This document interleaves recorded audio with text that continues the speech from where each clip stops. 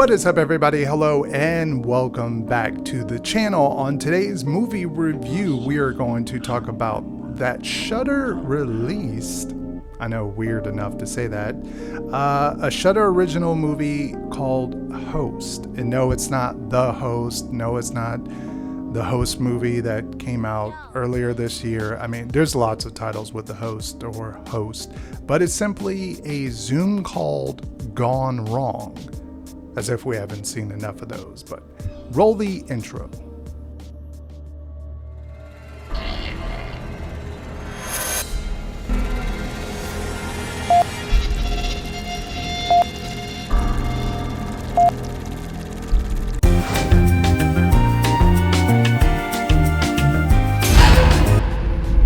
Yeah, so in this world of found footage, we've seen all sorts of barriers trying to be crossed. We've seen people use, cell phones, doing live streams in horror movies. We've seen found footage movies. We've seen in what I'm dubbing to be called desktop horror movies, which is sort of like a movie where it takes place that you're watching sort of the desktop of someone, or you're watching the desktop of things happen, and it's not so much like a found footage where someone's holding the camera the entire time like Blair Witch. I'm calling this desktop horror because it's simply on a desktop from the start of the movie to the end of the movie. And just like other movies, like from Blumhouse, we have Unfriended and we also have Searching. Those are two really fantastic genre bending type found footage desktop horror movies that I really enjoy. Now, where we go with The Host, not The Host. Host is the first time we're actually seeing a horror movie using the pandemic that we're currently in the situation of the world. It's utilizing that as a backdrop for these 6 friends who are on a Zoom call trying to conjure up a spirit, and of course things go as they would go in any kind of horror movie situation. They go obviously bad.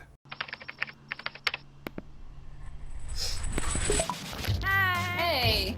Hi guys. Hey guys. Rena. Caroline. Hi Teddy. Let's do a shot after us. Hey everyone, get in. 3, 2, 1. Have you ever done anything like this before? Now, what I did like about this movie is I thought the acting was pretty good, considering that you're only with these 6 people, and that you're kind of in this situation that you just have to sit there and watch. There's no sort of cut breaks. There's nothing like a Paranormal Activity where you get to see, the camera kind of go around. You get a little bit of a breathing room. It's just strictly, here's what you're seeing for the next hour or so. This movie is under an hour, and that is the sweet spot for it. Although I would have thought this would work perfectly if Paranormal Activity, and hear my idea, if they decide to do sort of an anthology piece in the world of Paranormal Activity, something like this would have worked perfectly, I think, for 15-20 minutes, like an anthology piece, a little short. It would have worked perfectly for that.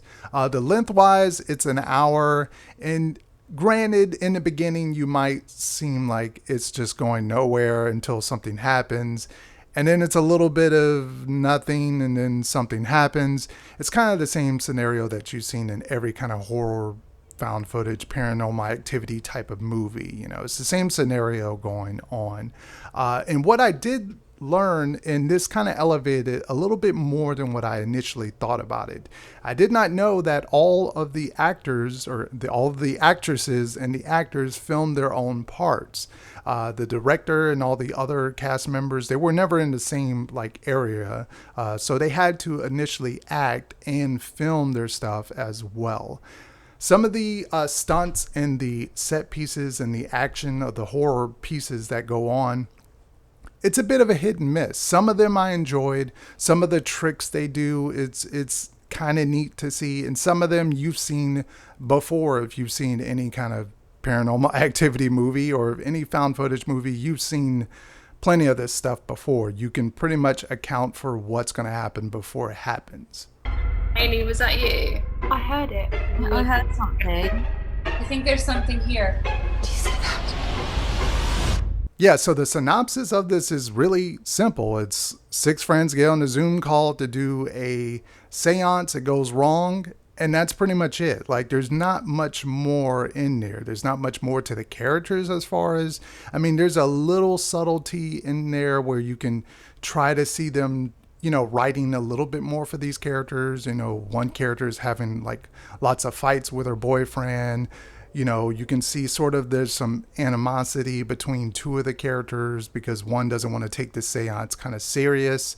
One makes a joke of it. I mean, there's little things like that. But when you watch something like Unfriended, it built upon their relationships and some of the secrets that are going on. And especially when their ghost person who was in the room started doing the countdown and kind of forcing people to tell secrets or else something would happen.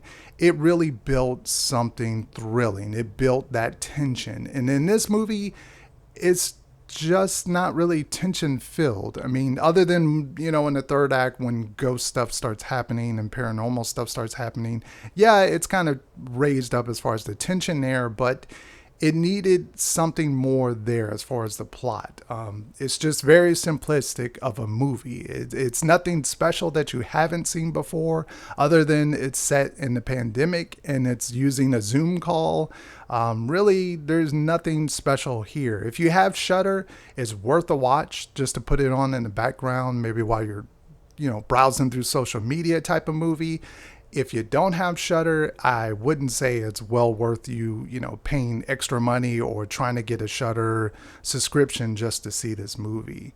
I enjoyed my time with it, but I just wish it was a little bit more to it, a little bit more in the plot device of it, a little bit more in the details of that. But other than that, I enjoyed my time with Host, 2020 film, a Shudder original movie. If you've seen it, what are your thoughts? Leave your comments down below. Leave the channel a big thumbs up and subscribe to the channel if you haven't already. Thank you guys for watching. Until next time, peace out.